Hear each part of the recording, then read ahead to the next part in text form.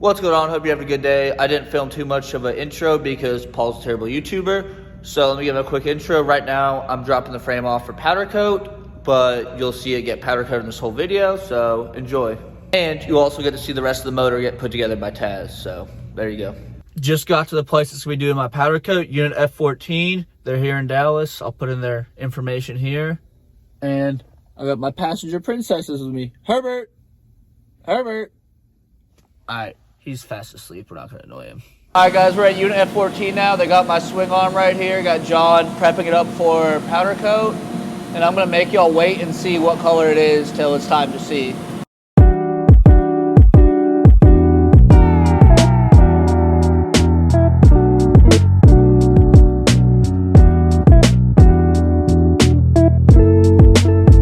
And y'all notice how clean the swing arm is? It's because they sandblast it. That's what you do before you put all this stuff on to powder coat it.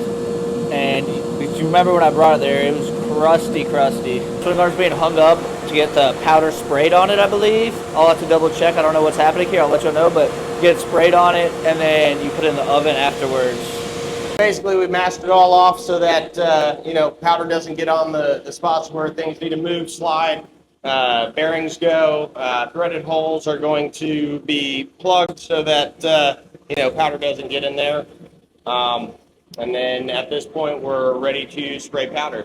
The powder is going to be positively charged. The part is going to be negatively charged, attracting the particles to the part. Then we're going to bake it in the oven, melt everything out, cure it, and then should be ready to go. We got the machinery going down here. I guess you open the bag and that sucks it all out and sprays it through the gun, math and stuff. I assume this is the oven. He just opened it and it is hot in there. Oh, look at it going on. You can see the sparkles. That's cool.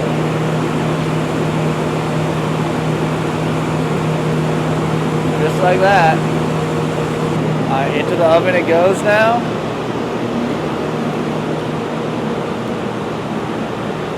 And let her bake, I guess. So if you want to bake your swing arm, put it in the oven at your parents' house for 10 minutes at 400 degrees, and then it'll come out looking perfect, just like that. Got the meat thermometer out to check the temperature of the swing arm. 340. Got the swing arm coming out.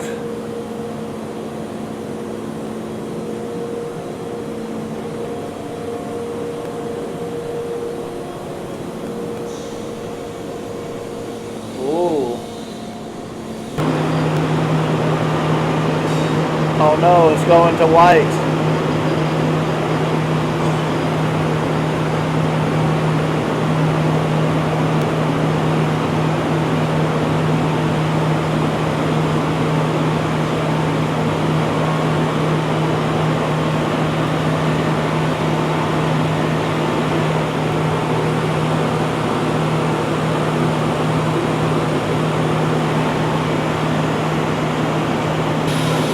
Into the oven again to let it cook some more, let it marinate.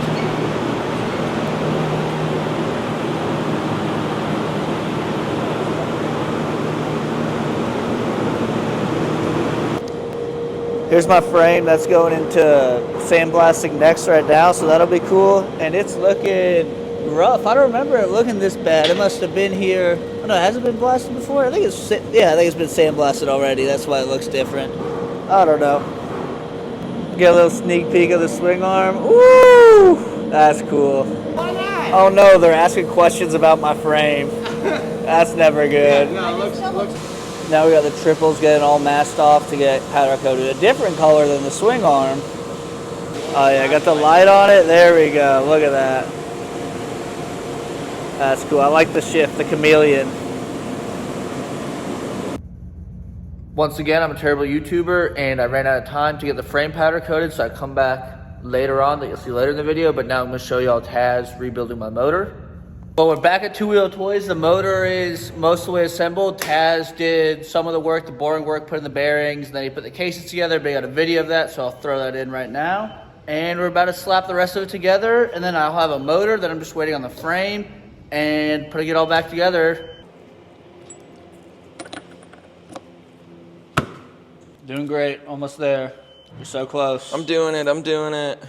Phenomenal job. I'm doing something. And that's one of the scary parts. Good job, Taz. You're doing great. Almost there. So close. You're killing it. It's amazing. It's amazing. Looks Amazing. phenomenal.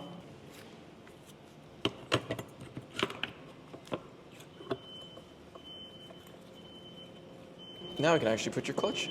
This poor clutch is going to take a beating, isn't it? No, it'll be fine. It's not going to be rusted this time.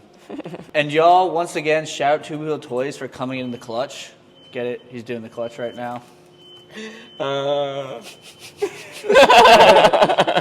right, so previously I was having a problem where the clutch just wouldn't disengage fully, and so I've got a new clutch, and then Tad's going to kind of explain the little thing, because on the KTM's right here, it's got an adjustable thing where it makes the pull of the clutch easier and how much it engages, so I'll let Taz, who knows what he's talking about, explain.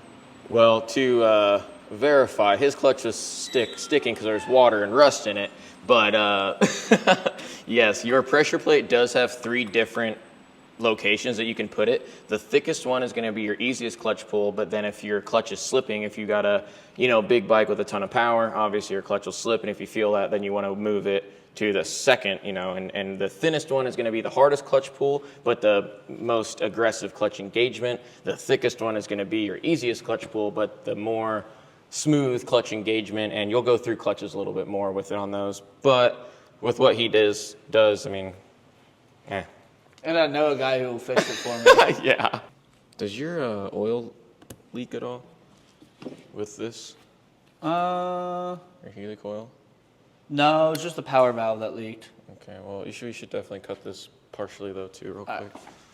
So previous owner didn't know when to stop tightening the oil drain plug, and they stripped it out, so they put a helic oil, and they didn't even break the thing off. I guess they probably didn't break it off because it would have went in the motor, now that I use my brain. But we're going to do it right here and break it off, and Taz asked if it leaked, but I don't think it leaked, so just make it a little bit better. Well, actually, you're supposed to break it off and pull it out on something like this, which is easily done. I'm not exactly sure why they didn't. But then also, it's hard to see on the camera, but you are definitely mushrooming your... because the threads are turning in there. So we're going to cut that off so it doesn't put any motor or metal in the motor, and... other than redoing it and making it better, that's about as best we can do. I guess I'm just not going to change the oil in it because then I won't mess it up. Also, our top tip.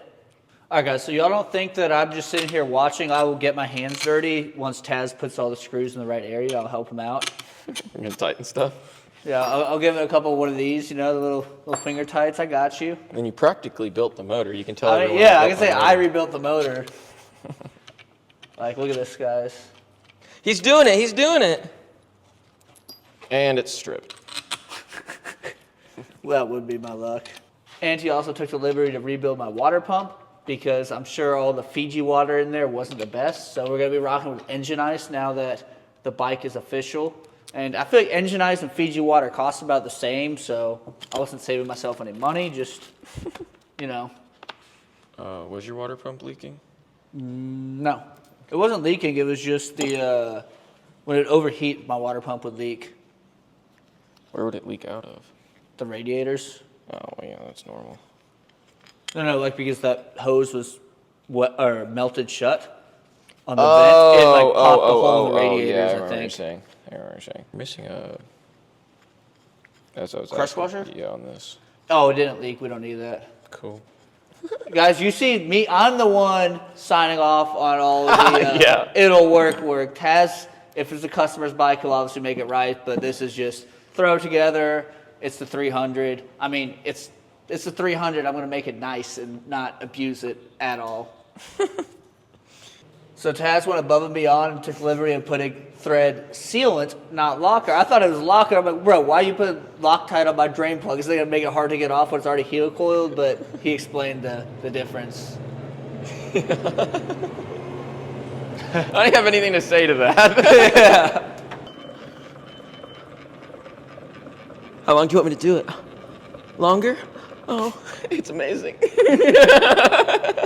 Again, once again, thank you for Two Wheel Toys for rebuilding my motor, and follow them on Instagram and YouTube. But they are waterproofing my stator because for some reason he thinks I'm going to ride my bike in the water again. And the secret is just ultra black RTV. I would never do that personally because I have respect for all the work and stuff everybody's doing to my bike. I'm really just going to respect it a lot. Insert clip of him in the lake here. Well, this is very unnecessary as well, RTVing the starter, but this is just going to be a hole plug like you would on a boat because the starter doesn't work. There's no Bendix in here anyway, and I don't think Paul's ever going to fix this starter. So now we're just going to plug it because somebody keeps messing around and thinking his bike is a jet ski. Paul's so fancy, he's also getting some new fancy V-Force reeds.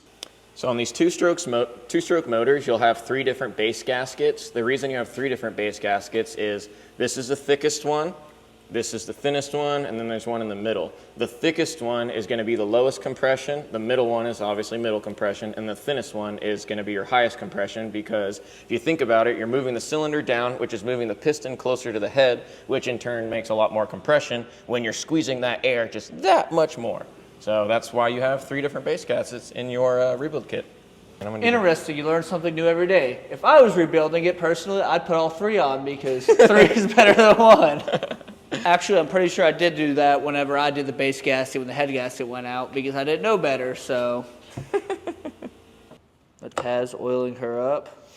Got her all nice and lubed. Gonna throw her in her nice new little home.